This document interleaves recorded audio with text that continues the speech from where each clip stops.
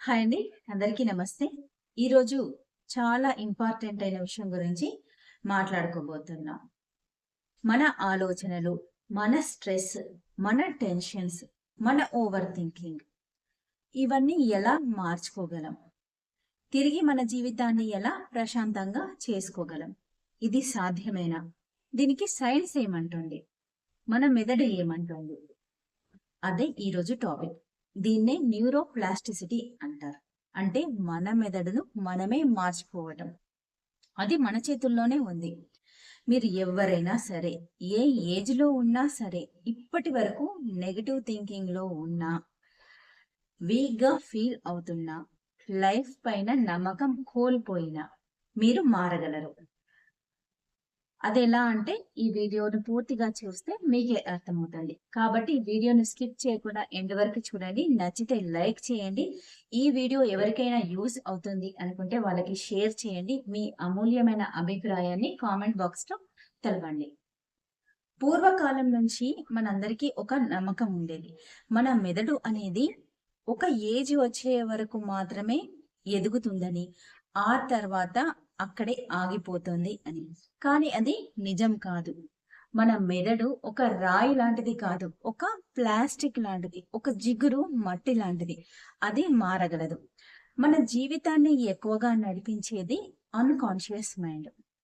మనం ప్రతిరోజు కాన్షియస్‌గా చేసే పనులు కేవలం 5% మాత్రమే. మిగతా 95% పనులు మనకు తెలియకుండానే అన్‌కాన్షియస్ మైండ్ ద్వారానే జరిగిపోతుంటాయి. ఉదాహరణకి కాఫీ తాగటం, భోజనం చేయటం, కోపం రావటం, భయపడటం, నెగెటివ్ థింకింగ్, సెల్ఫ్ కాన్ఫిడెన్స్ తగ్గిపోవడం. ఇవన్నీ మనకు తెలియకుండానే అన్‌కాన్షియస్ మైండ్ ద్వారానే జరిగిపోతూ ఉంటాయి. అదెలా అంటే, ఇప్పుడు ఒక చిన్న ఎగ్జాంపుల్ చూద్దాం. మనం చిన్నగా ఉన్నప్పుడు మన పేరెంట్స్ మనకి ఎలా తినాలి, ఎలా తాగాలి అని నేర్పించారు. మనం దాన్ని కొన్ని నెలల పాటు లేదా సంవత్సరం, 2 సంవత్సరాల పాటు ప్రాక్టీస్ చేసాం. కాన్షియస్‌గా ఇలా తినాలి, ఇలా తాగాలి అని నేర్చుకున్నాం. ఇప్పుడేం చేస్తున్నాం? టీ తాగాలి అంటే ఇలా పట్టుకోవాలి, ఇలా తాగాలి, ఎంత వేడిగా ఉంది అని కాన్షియస్‌గా ఆలోచించేస్తున్నామా? లేకపోతే నార్మల్‌గా టీ తీసేసుకొని తాగేస్తున్నామా? భోజనం ఎలా చేస్తున్నాం? ప్రతీదీ ఇలా పట్టుకోవాలి, ఇలా తినాలి అని చేస్తున్నామా? లేకపోతే నార్మల్‌గా తినేస్తున్నామా? ఇంకొక ఎగ్జాంపుల్ చూద్దాం. ఒక కార్ డ్రైవింగ్ నేర్చుకుంటున్నాం అనుకుందాం. అప్పుడు స్టార్టింగ్‌లో ఎలా ఉంటాం? స్టీరింగ్ ఎక్కడ ఉంది? క్లచ్ ఎక్కడ ఉంది? ఎక్సిలరేటర్ ఎక్కడ ఉంది? బ్రేక్ ఎక్కడ ఉంది? హ్యాండ్ బ్రేక్ అంటే ఏమంటారు? గేర్స్ ఎలా వేయాలి? ఇవన్నీ కాన్షియస్ మైండ్‌తో నేర్చుకుంటాం. ఇలా కొన్ని రోజులు, నెలలు, సంవత్సరాలు ఎవరికి సరిపడా వాళ్ళు ప్రాక్టీస్ చేయటం వల్ల ఇది కాన్షియస్ మైండ్ నుండి అన్‌కాన్షియస్ మైండ్‌లో స్టోర్ అవుతుంది. ఇప్పుడు డ్రైవింగ్‌లో పర్ఫెక్ట్ అయిపోయారు. అప్పుడెలా డ్రైవ్ చేస్తారు? స్టీరింగ్ ఇలానే పట్టుకోవాలి. ఫస్ట్ క్లచ్, ఎక్సిలరేటర్ ఇలా అనుకుంటూ చెప్పుకుంటూ పోతారా? నార్మల్‌గా డ్రైవ్ చేసుకుంటూ వెళ్ళిపోతారా? ఇది కూడా అంతే. ఇవన్నీ మన గతంలో జరిగిన అంటే మనం చిన్నగా ఉన్నప్పటి నుండి జరిగిన సంఘటనల మీద, మాటల మీద, అనుభవాల మీద ఆధారపడి మన అన్‌కాన్షియస్ మైండ్‌లో స్టోర్ అవుతాయి. ఇదే బిలీఫ్‌గా మారిపోతోంది. ఉదాహరణకి ఒక పాప గాని, బాబు కానీ చిన్నగా ఉన్నప్పుడు తనేదైనా తప్పు చేసినప్పుడు పేరెంట్స్ లేదా టీచర్స్ ఏంటి ఎలా చేశావు? నువ్వెప్పుడు ఇలాగే చేస్తావు. నీ వల్ల కాదు. నువ్వు పనికిరావు. నువ్వు వేస్ట్ అని ఇలాంటి మాటలు మాట్లాడినప్పుడు వాళ్ళకి తెలియకుండానే ఈ మాటలన్నీ వాళ్ళ అన్‌కాన్షియస్ మైండ్‌లో స్టోర్ అయిపోతాయి. అవే బిలీఫ్స్‌గా, నమ్మకాలుగా మారిపోతాయి. వాళ్ళు పెద్దగా అయిన తర్వాత కూడా ఈ బిలీఫ్ సిస్టమ్ అనేది వాళ్ళు ఏదైనా చెయ్యాలి అనుకున్నప్పుడు నేను చేయగలనా? నేను చేయలేను. నా వల్ల కాదు అని ఇలా సెల్ఫ్ కాన్ఫిడెన్స్ తగ్గిపోవటం, ఓవర్ థింకింగ్ చేయటం ఇలాంటివి జరుగుతూ ఉంటాయి. ఇప్పుడు ఒక మైదానాన్ని ఎగ్జాంపుల్‌గా తీసుకుందాం. ఎవ్వరు నడవని ప్లేస్ అయితే చిన్న చిన్న మొక్కలు, గడ్డి పోచలు ఉంటాయి.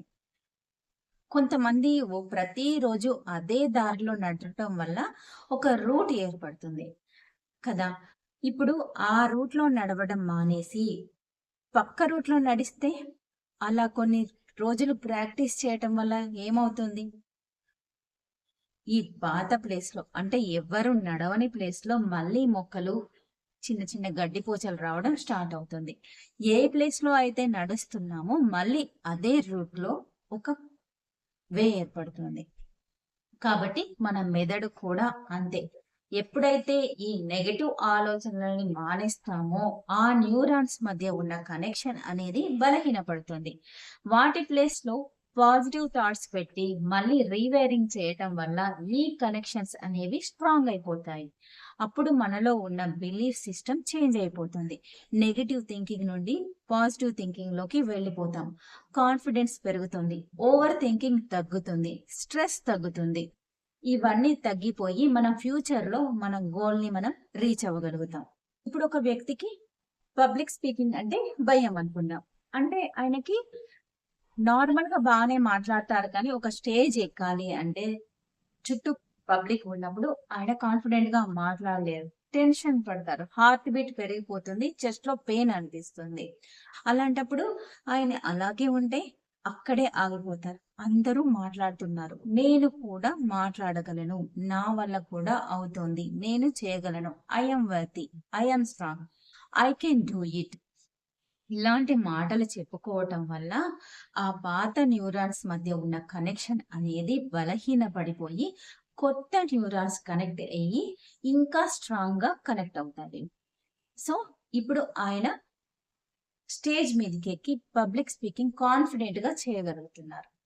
ఇలాగే చిన్న చిన్న ప్రాక్టీసెస్ ఇలాంటివి చేయడానికి అఫర్మేషన్స్ చెప్పుకోవటం, మిర్రర్ ముందు ప్రాక్టీస్ చేయటం, చిన్న చిన్న టెక్నిక్స్ పాటించటం వల్ల ఇలా చేయటం అనేది 100% సాధ్యమవుతుంది.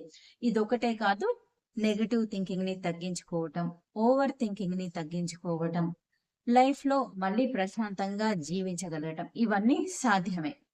ఇప్పుడు ఎవరైనా నా లైఫ్ అంతా ఇంతే, నా జాతకమే అంత, నా జీవితమే ఇంత, నాకే ఇలా అవుతోంది, నాకు కాబట్టే ఇలా జరిగింది, ఇలాంటి మాటలు మాట్లాడుకుంటూ ఉంటే వాళ్ళ లైఫ్ మొత్తం ఇలాగే ఉంటుంది. అలా కాకుండా నేను ఈ ఆలోచనల్ని తగ్గించుకోవాలి. పాజిటివ్ థాట్‌ని పెంచుకోవాలి. నేను నాకు అంటూ కొంచెం సెల్ఫ్ కేర్, సెల్ఫ్ లవ్ చూపించుకోవాలి. నేను కూడా చేయగలను. ఇలాంటి మాటలు చెప్పుకోవటం వల్ల మిగతా లైఫ్‌నైనా ప్రశాంతంగా జీవించొచ్చు. న్యూరోప్లాస్టిసిటీ నిజం అని, మనం మన మెదడుని మార్చుకోవచ్చు అని ప్రపంచానికి చాటి చెప్పిన కొందరు కీలకమైన శాస్త్రవేత్తలు ఉన్నారు. వారిలో కొందరి గురించి ఈరోజు మనం తెలుసుకుందాం. Doctor Michael Merzenich. ఈయన న్యూరోప్లాస్టిసిటీ పితామహుడు అని పిలుస్తూ ఉంటారు. ఈయన కోతులపై ప్రయోగం చేశారు. కోతులపై ప్రయోగం చేయటం వల్ల ఈయన కనుగొన్నది ఏంటి అంటే, మెదడులో మ్యాపింగ్ అనేది నిరంతరం మారుతూ ఉంటుంది అని కనుగొన్నారు. నెక్స్ట్ మనం ఏదైనా ఒక పనిని పదే పదే చేయాలి అనుకున్నప్పుడు, ఆ పని చేసే భాగం మెదడులో ఏ భాగమైతే దాని గురించి పనిచేస్తుందో, ఆ భాగం పెరుగుతుందని ఈయన కనుగొన్నారు. నెక్స్ట్ మన మెదడు అనేది యంత్రంలా ఫిక్స్‌డ్‌గా ఉండదు అని, అది జీవం ఉన్న ఒక ఆర్గాన్ అని ప్రపంచానికి చాటి చెప్పారు. Doctor Eric Kandel. ఈయన నోబెల్ బహుమతి గ్రహీత. ఈయన మెదడులో జ్ఞాపకాలు ఎలా ఏర్పడతాయి అంటే రీవైరింగ్ ఎలా జరుగుతుంది అని నిరూపించారు. ఈయన స్లీస్లగ్ అనే సముద్రపు జీవిపై అంటే అదొక సముద్రపు నత్త. ఆ జీవిపై పరిశోధన చేశారు. మనం ఏదైనా ఒక కొత్త విషయం నేర్చుకుంటున్నప్పుడు మెదడులో న్యూరాన్ల మధ్య సైనప్స్ సంఖ్య కనుక్కున్నారు. అందుకు గాను ఈయనకి 2000 సంవత్సరంలో నోబెల్ బహుమతి లభించింది. లెర్నింగ్ అనేది మన మెదడు నిర్మాణాన్ని మారుస్తుంది అని ఈయన కనుగొన్నారు. Doctor Norman Doidge. ఈయన ప్రఖ్యాత సైకియాట్రిస్ట్ మరియు రచయిత. The brain that changes itself అనే పుస్తకాన్ని రచించారు. ఈ పుస్తకాన్ని రచించడం ద్వారా న్యూరోప్లాస్టిసిటీ అంటే ఏంటి అనే అవగాహనని ప్రపంచమంతటా వ్యాప్తి చేయగలిగారు.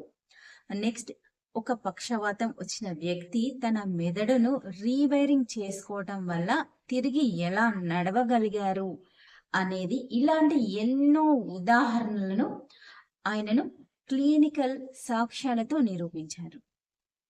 డాక్టర్ పాల్ భాగ్ వైరిటా, ఈయన మన మెదడులోని ఒక భాగం పాడైతే దాని పనిని ఇంకొక భాగం తీసుకోగలదని నిరూపించారు. దీనినే ఫంక్షనల్ ప్లాస్టిసిటీ అంటారు. అంటే మనం కళ్ళతో చూడము, మెదడుతో చూస్తాము అని నిరూపించారు. అందుల మీద ప్రయోగం చేశారు. వారు స్పర్శతో వస్తువులను గుర్తించే టెక్నాలజీని ఈయన అభివృద్ధి పరిచారు. Next, doctor Donald హెబ్. ఈయన పేరు మీదుగానే హెబ్స్ లా ఏర్పడింది. ఈయన neurons that can fire together అన్నారు. అంటే మనం ఏ రెండు ఆలోచనలను లేదా ఏ రెండు పద్ధతులను చేస్తూ ఉంటామో ఆ న్యూరాన్స్ రెండు పెనవేసుకొని స్ట్రాంగ్ కనెక్షన్ ఏర్పడుతుంది అని నిరూపించారు. ఇదే రీవైరింగ్ కి అతిపెద్ద ఆధారమైన సూత్రం. చివరికి వీళ్ళంతా చెప్పింది ఒకటే, మన మెదడు మన చేతిలోనే ఉంది. మనకి ఎన్ని సంవత్సరాలు ఉన్నా సరే, అంటే ఎంత వయసు ఉన్నా గాని, ఆ అనుభవం ఎంత పాతదైనా గాని, అది ఓవర్ థింకింగ్ అయినా, నెగటివ్ థింకింగ్ అయినా, స్ట్రెస్, యాంగ్జైటీ, కాన్ఫిడెన్స్ లేకపోవడం, ఏదైనా సరే మన మెదడు మన చేతిలోనే ఉంది. మనం మారాలి అనుకుంటే దాన్ని మార్చుకోవచ్చు. కాకపోతే సరి అయిన పద్ధతులను పాటించడం ద్వారా మనం ఆ పాత వైరింగ్ ని కట్ చేసి రీవైరింగ్ చేసుకోగలుగుతాం. కాబట్టి మనం అనుకుంటే ఏదైనా సాధించగలుగుతాం. Be happy, stay connected. Thank you.